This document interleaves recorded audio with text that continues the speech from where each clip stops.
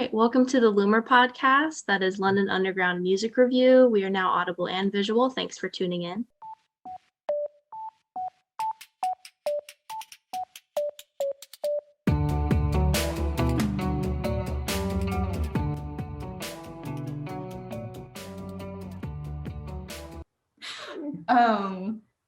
I actually don't remember what my first CD was, but I went to Allie and AJ for my first concert, and that ripped. You did?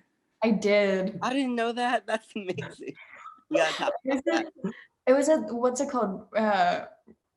River, what is it called in Cincinnati? The Pavilion? Riverbend, yeah. Riverbend, yeah. It was at the small stage in Riverbend, and my mom got really annoyed with them by the end because they kept complaining how hot it was. Oh, man. But I thought they were amazing, so 10 out of 10. My first pop album was I think it was Ella Funk by the Black Eyed Peas. Because there was a period in fourth grade where at my school, kids were obsessed with this one breakdancing move called the coffee grinder. So I just have a vivid memory of trying to learn how to do the coffee grinder to Where Is the Love. Beautiful. But if I had to pick... Wait, can you do what's the coffee grinder? It's you put your feet out and you spin your legs around. You've definitely seen it at I can visualize it, yeah. Yeah. But to Where Is the... Yeah, where is... Well, I couldn't do it very fast, so I picked a slow song, I guess. I love you. I love you.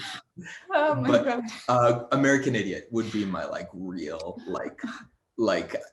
album I still stand by today. Yeah, that's a good one. Yeah. Most likely to wear a bold fashion statement. Me. That's it. Yeah. Or Mick, but different vibes. Yeah. It would be bold. Crocs versus a high. Yeah, Crocs versus corset. Yeah. Bold. Crocs aren't even bold anymore, man. Justin Bieber has a line of Crocs. But you were in there at the beginning. Yeah, you've been a Croc fan. Also, they're better than regular Crocs. They're like chef's Crocs, right? Yeah, Bistro Clogs. Mm-hmm. Bistro Clogs. Is that a thing? Are they actually called Bistro? That's amazing.